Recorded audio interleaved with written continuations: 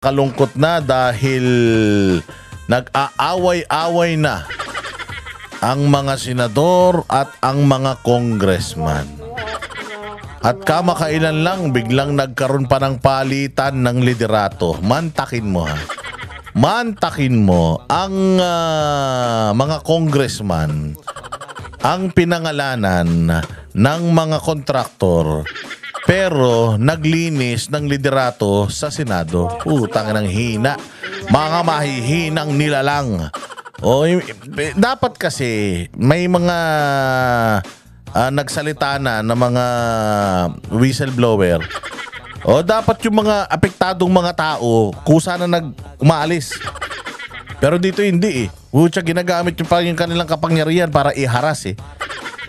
Etong mga whistleblower na ito eh. Napaka-traidor naman kasi, kaalyado ninyo tapos kakanain ninyo tapos kapag kinana kayo eh. Kung ano-ano mga kahayupang kabulastugan ng mga gagawin nyo sa Pilipinas, Diyos mio. Di ba bigla nagpalit ng liderato? Feeling ko nga kaya nagpalit ng liderato eh kasi may sinusul diyan sa Senado ha. May isinusulong etong si Congress na pababain yung edad ng magiging presidente, senador, vice president. So siguro feeling ko para pumasok si Vico, pero sabi ko baka hindi naman. Biglang nagpalit ng liderato sa Senado, nako po kung makalusot yan sa Kongreso. Sigurado si Tito Soto ang Senate President, baka makalusot din yan. Kapag nakalusot yan, nako po. Pag nakalusot yan sa Senado, pipirmahan ka agad ng presidente yan. Mantakin mo, 35 years old, pwede na maging presidente. Putragis yan. 35 years old, pwede na maging presidente. Saan ka naman? Tatanga-tanga talaga, di ba? Parang ipapahawak mo yung gobyerno sa walang karanasan. Walang karanasan talaga, bata. Gusto naman. Ikaw ba naman, gusto mong ikaw ay na ospital, merong isang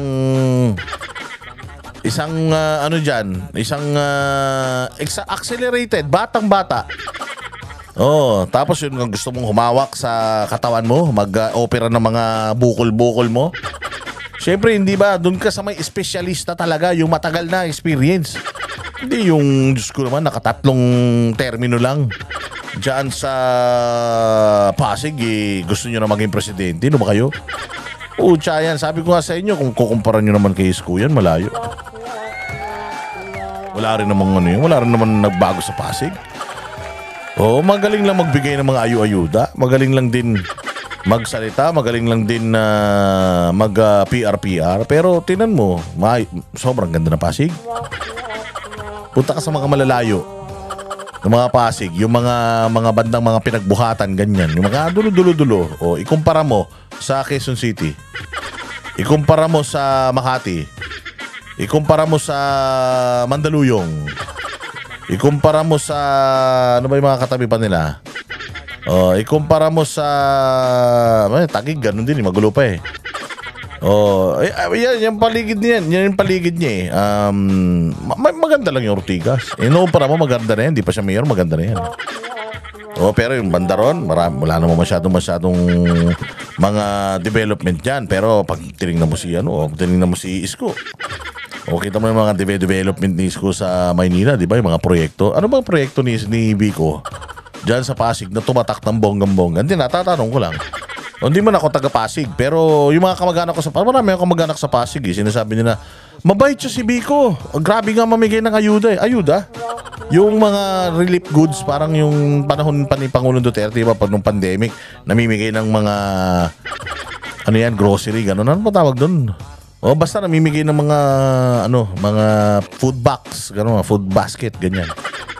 Parang gano'n lang naman. Tignan mo naman, yung bandang traffic pa rin naman dyan. Wala naman silang bagong infrastruktura, wala naman bagong tulay. Wala naman mga bagong, pinabaha pa rin naman. Yung itsura naman, basta nakakaikot ako dyan sa Pasig, wala naman pinagbago. Kasi hindi, ang panuntunan ko kasi niyan, halimbawa, nung si Isko ang mayor, pag umikot, nung hindi si Isko mayor, baho-baho ng Divisoria, nung si Isko na mayor, ang ayos na. O, di ba? Magulo pa rin naman sa may Tondo. Di mo maayos talaga. Tondo nga yun eh. O, pero may disiplina na. Nagkakaroon ng disiplina. O, nagkakaroon sila ng mga sidewalk clearing, mga ganyan. Sa Pasig parang wala naman. Magaling lang manghuli mga ano dyan. Forcer dyan. Di ko lang alam O, kung may magandang nagawa sa Pasig, may bago bang ospital ang Pasig? May bago bang mga tulay ganyan? O, meron ba mga bagong kaganapan dyan? O, may mga pabahay ba siya sa mga constituents niya? O, meron ba ganon? Di ko lang alam O, ba yung mga taga-Pasig, ilagay nyo nga dyan kung anong mga nagawa ni Vico. Pero, kasi parang nakikita natin na ginagawa nila ito mga bossing para itong si Vico ay magkaroon ng, magkaroon ng makapasok sa pagkapangulo. Kasi nga, tinitingnan nila, wala talagang pag-asa Si Inday Sara, sino yung lalaban mo?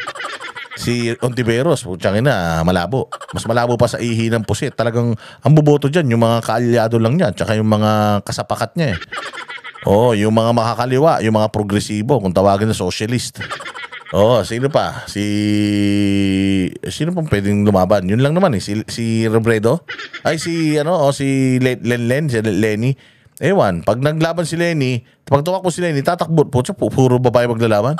Lenny, Sara, tapos si Ontiveros. Pag si Ontiveros na maging presidente, baka lahat ng witness, bayaran niyan, di umano. Kung tatlo maglalaban, si Lenny, tsaka si, mahahati pa yung boto nila, di lalo sila hindi man nalo kay Inday. Okay naman, kung itatapat mo si Inday, tsaka si Vico, nako po. Para masyado pa talagang bata si Vico. Ako, feeling ko may potential si Vico Kailangan ni Vico, kasi ba, sabihin nyo, kasi nung si Isko tumakbo, sabihin nyo, bilis kilos. Wag nung boto yan, kasi bago lang, lang, tapos gusto na kagad, taas ng pangarap. Di mas mataas pangarap nito, bakit kay Isko ayaw nyo? Kay Vico pwede.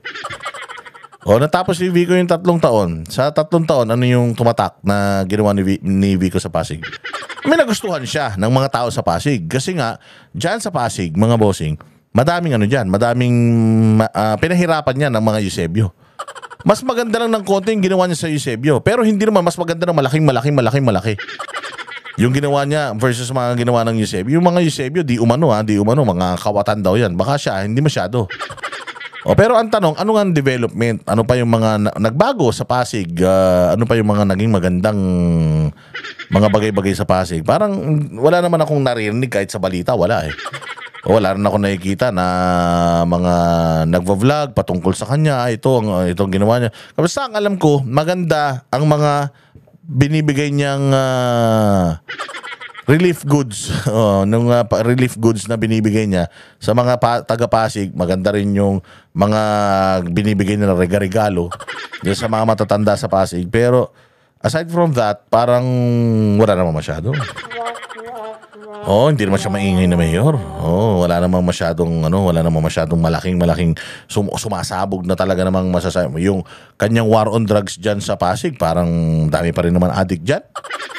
Dahil pa rin naman mga mga masasamang loob dyan, di naman naubos. Di ba? So, doon mo kasi kahit pa paano, wala lang, kung mga taga-Pasig, baka meron kayong alam, lagay nyo dyan sa comment section. Hindi ba? So, ang daming mga nangyari, nagkapalitan. Si Rodante Marcoleta, pinalitan din bilang isang napakagaling na abogado, Blue Ribbon Committee. Mantakin mo sino yung mga susunod. Sabi ko, putya talaga, dali tayo. Kasi ilang hearing pa lang 2 hearing pa lang, pinalitan na siya. Ang ganda-ganda nung ginawa niya. Napasalita niya, napaamin niya. Dahil nakikita nung mga testigo na parang it's about time dahil nga nakikita nila matuwid, gustong ituwid yung mga pagkakamali nitong mga nasa Blue Ribbon Committee, biglang sinibak. Biglang ginapang itong mga senador, tapos biglang 15 bumoto na kay Tito Soto, biglang pinalitan si Chis Escudero bilang Senate President. Nagulat na lang daw yung Duterte Block, aba may bago na, at ito nakakatawa. Ganito kasi yan. Pagka ikaw gagapang ka, yung gagapangin mo, syempre papangakuan mo. So ang tanong, sino-sino yung mga senador na yon? Sino-sino yung mga senador na bumoto pabor sa kay Soto na palitan si Chis Escudero? Alam mo, kinagulat ko, yung 2 Villar.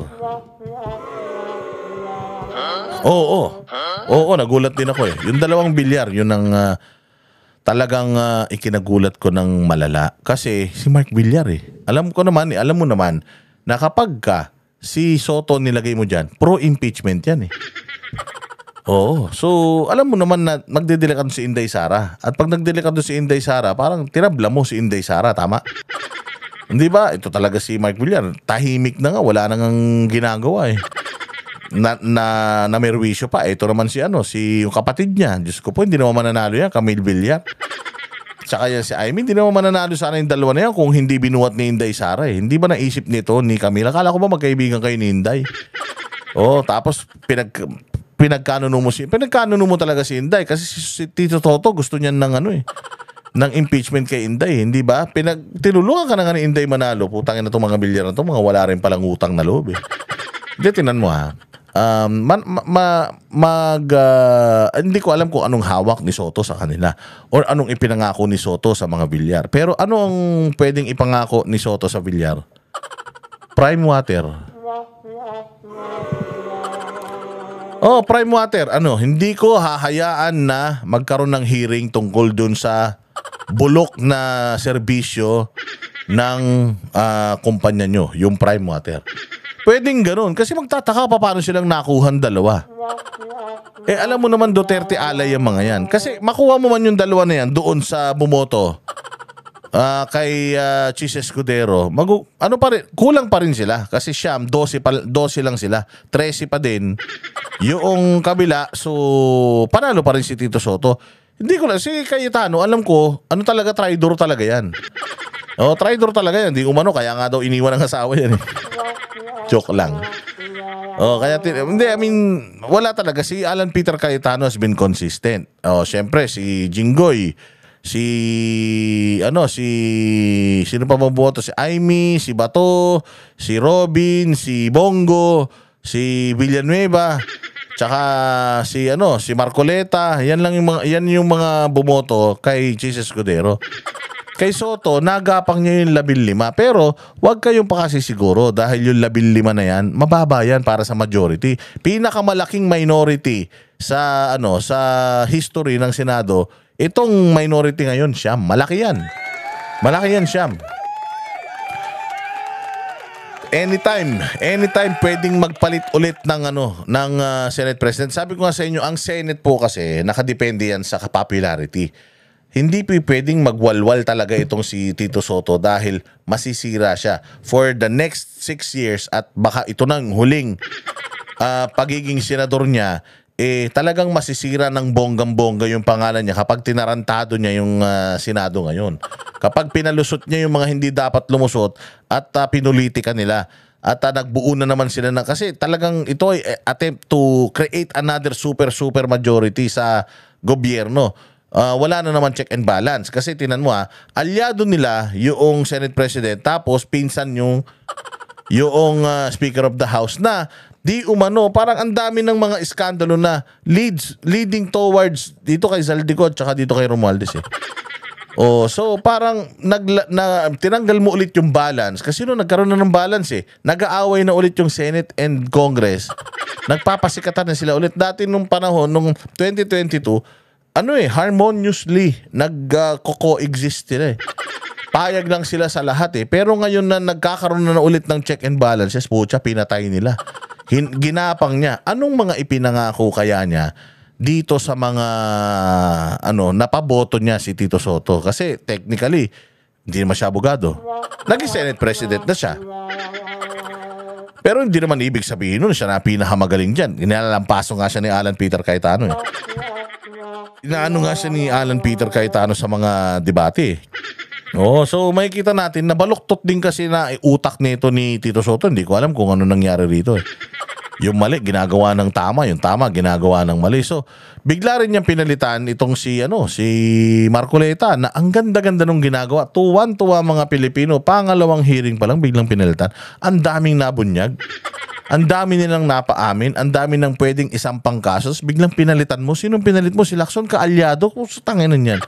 Puro na naman sila magkakaalyado, bumubuo na naman talaga sila ng hinayupak na alyansa na naman ng mga kawatan.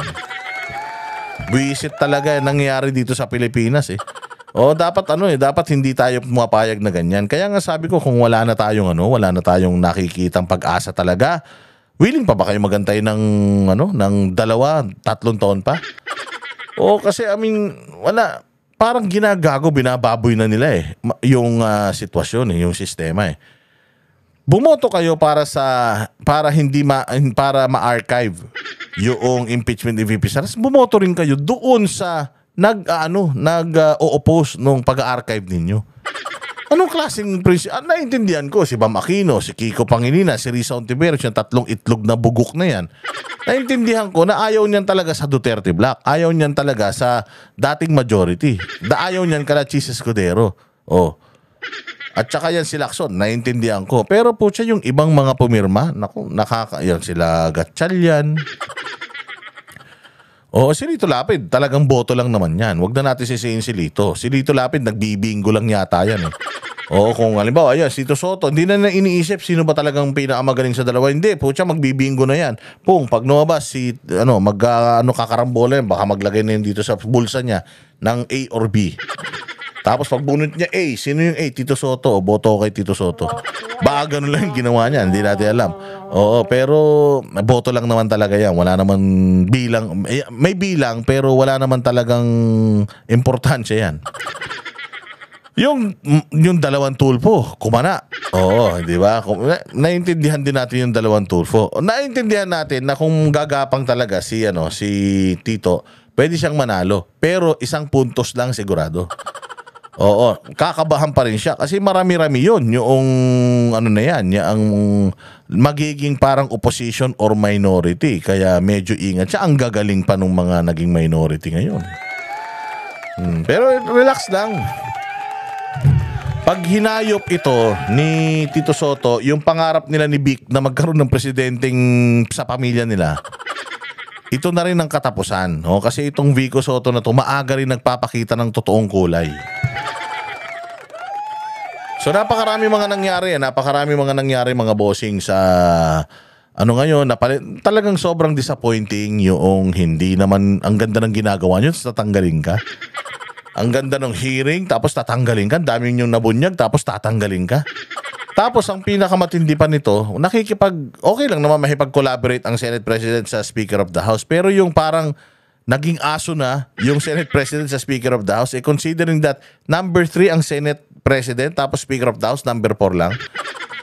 Binabypass na nga nila yung number 2, tapos yung number 4, kinakana pa din nung number 3, kinakana pa rin nung number 4. Yung number 3 parang ginawang aso ng number 4 na Speaker of the House. Nakakahiya yun, mga partner. Kami ang boses ng masa, hindi natatakot. Katotohanan lang, di kami nalulunod. Walang bahid ng sismis, lahat ay totoo. Kahit sino ka pa, pag mali ka babanatan ka. Walang pinipiling kulay, wala kaming kinikilingan. Basta para sa bayan, kami lalaban. Pagdama palakpakan, pag mali banatan, di matitinag, di matatakot. Para sa bayan, tuloy ang sigaw. Sa harap ng kamera, walang halong takot. Mga baluktot, lahat kayo'y tutumba. Ang hustisya at totoo, yun lang ang mahalaga. Kahit sinong harang, di kami matitinag. Walang pinipiling kulay, wala kaming kinikilingan. Basta para sa bayan, kami lalaban.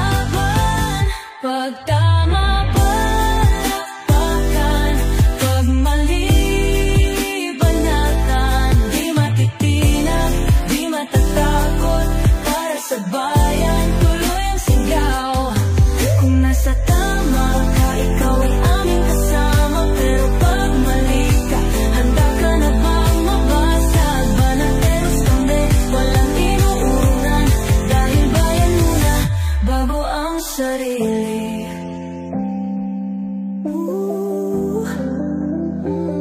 Bago ang sarili.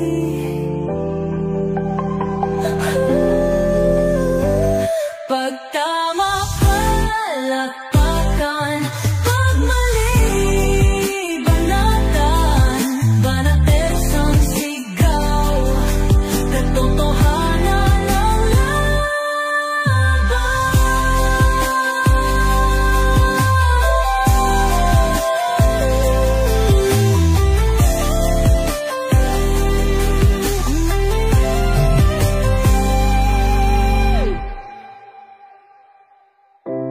Sa